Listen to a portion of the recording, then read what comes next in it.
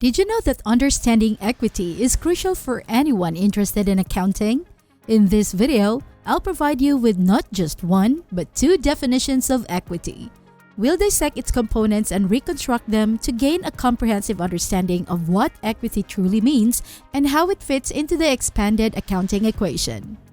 Unlock the secret to financial success with Kountin Koins, where numbers come alive and your accounting game thrives. At the beginning of this video, I promised you two definitions of equity in accounting.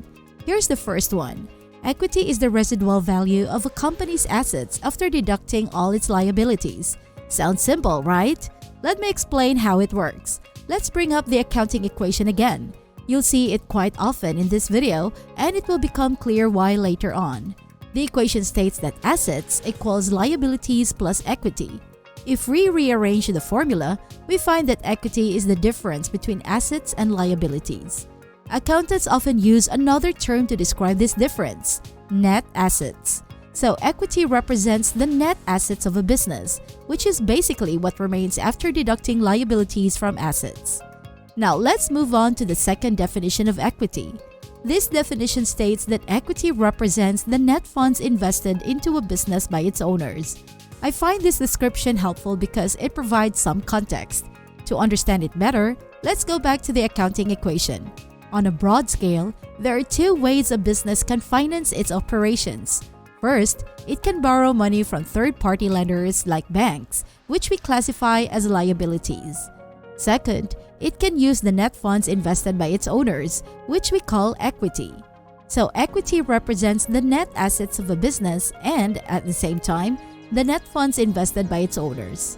In other words, the owners have a claim on all the net assets of the business, and we call this claim equity. Now that we have an idea what equity means, let's take a closer look at its components. I must admit equity is made up of various elements, and some can be quite complex. However, I've handpicked three important parts that I believe will give you a solid understanding of equity and provide the most value. But before I share them with you, let's work with an example to make it easier to visualize all of this.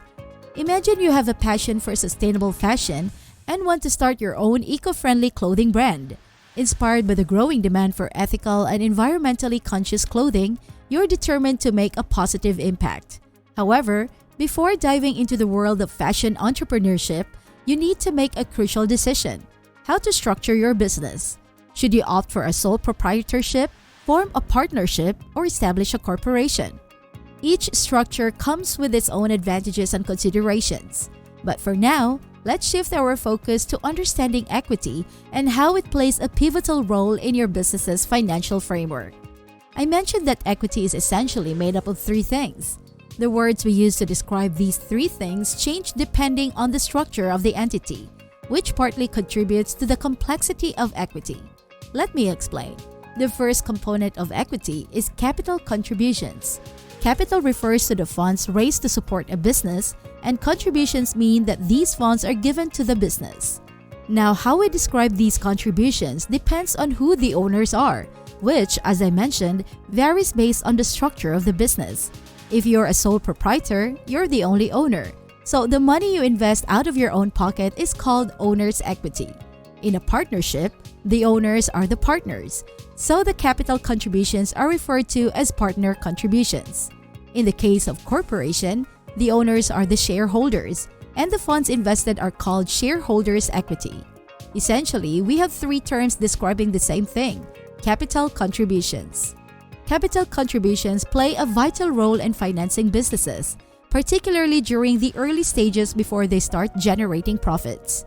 Let's consider your eco-friendly clothing brand as a sole proprietorship.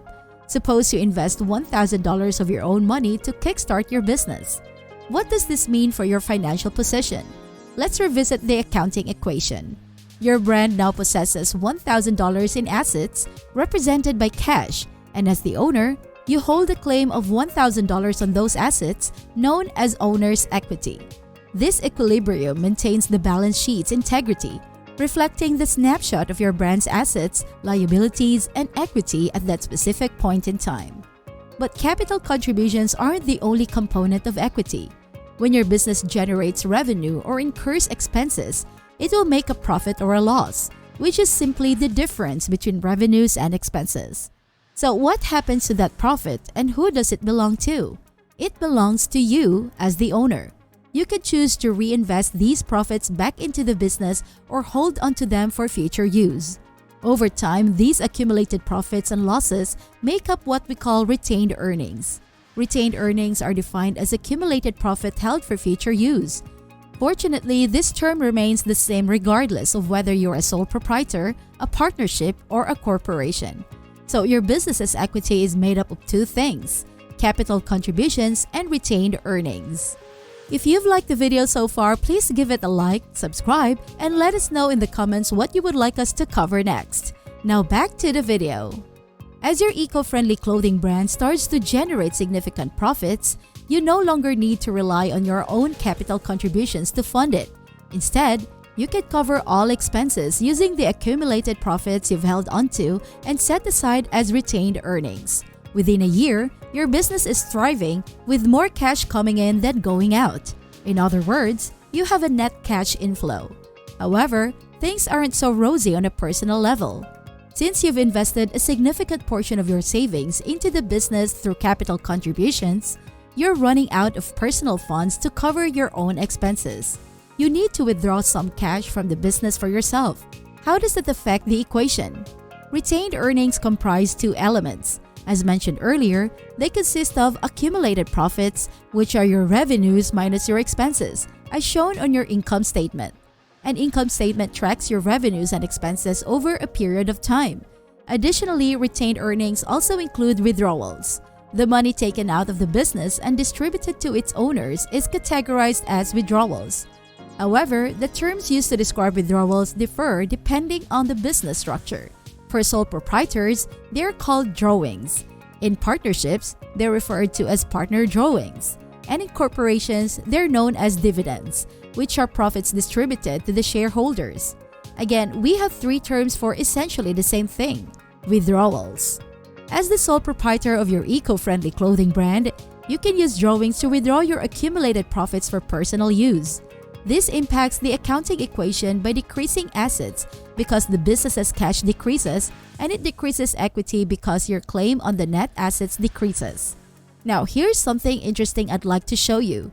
We've broken down equity into capital contributions, retained earnings, and withdrawals. Let's see how they all fit together using the accounting equation. Earlier, I mentioned that when we examine the accounting equation at a particular moment in time, we're looking at the balance sheet. The balance sheet consists of three components: assets, liabilities, and equity. We know that equity is made up of capital contributions from the owners and retained earnings, which are accumulated profits held for future use. Retained earnings can be further broken down into accumulated profits minus withdrawals. Accumulated profits are a business's revenues minus expenses, which are tracked in the income statement.